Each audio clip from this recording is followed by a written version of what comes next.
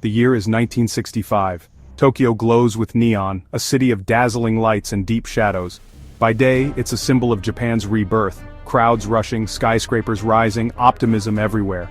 But at night, another Tokyo emerges, a world of secrets, spies, and silent battles. The Cold War's front lines run through smoky jazz clubs and shadowy alleys. Every smile could hide a secret, every conversation, a move in a deadly game.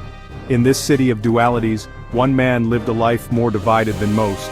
To his friends, he was a model American soldier, trusted, respected, a patriot. But that was just a mask. Beneath the uniform, he was a ghost in the corridors of power, playing a dangerous game. His name, John C. Montreau. Not just a spy, but a traitor. He wore the uniform of the United States Army, but his true allegiance had shifted. Montreau was selling America's most sensitive secrets to the enemy.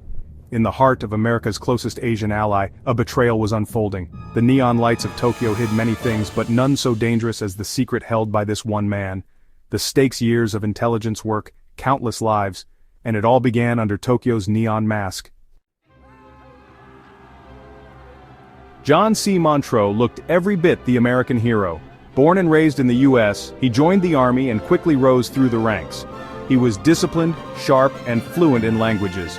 A perfect fit for Army intelligence. His record was spotless, his loyalty unquestioned. Montreau was sent to Tokyo, entrusted with America's secrets at the height of the Cold War.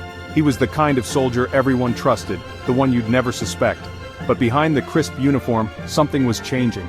Resentment simmered, ambition grew. The perfect soldier was starting to see his country not as something to protect, but as something to exploit. No one saw it coming. No one guessed the truth. The seeds of betrayal had already been sown. Montreux's mission in Tokyo was critical, monitoring Soviet activities, protecting American secrets. He sat at the center of a web of intelligence, with access to classified plans, agent identities, and espionage methods. His job: stay one step ahead of the KGB, analyze reports, track suspected Soviet agents. He was a guardian at the gate, trusted with the lifeblood of American intelligence in Asia. But with great access came great temptation. Montreau knew things few others did. The power of secrets was intoxicating. What if he used that power for himself? The line between guardian and betrayer began to blur. In the shadows, a dangerous idea took root, and Montreau started to listen. Betrayal rarely happens overnight. For Montreau, it was a slow erosion, resentment over missed promotions, frustration with his stagnant career. Tokyo was expensive, and his army salary felt small. The Soviets paid well for secrets, and the lure of money grew irresistible.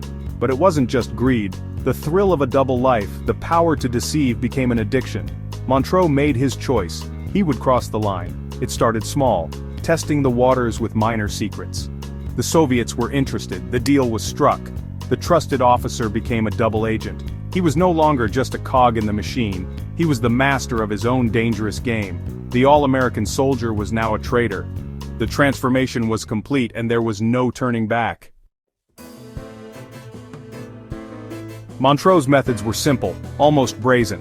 He took classified documents home, claiming he needed to work late. No one questioned him. At home, he photographed the pages, each click of the shutter a quiet act of betrayal. He developed the film himself, creating tiny rolls of microfilm packed with secrets. The next step, the dead drop. Montreau hid the microfilm in public places. Under a park bench, behind a loose brick. A Soviet agent would retrieve it, never meeting Montreau face to face. For years he operated in plain sight, attending meetings, saluting the flag, all while leaking secrets. The suspense was constant. Every knock at the door could be the end. He lived on a knife's edge, a spy hiding in plain sight, the perfect officer, the perfect traitor, and no one suspected a thing. But secrets never stay hidden forever. American intelligence noticed the Soviets were always one step ahead. A mole hunt began, quiet, methodical, relentless. Suspicion fell on Montreau, odd financial records, a pattern of accessing compromised files.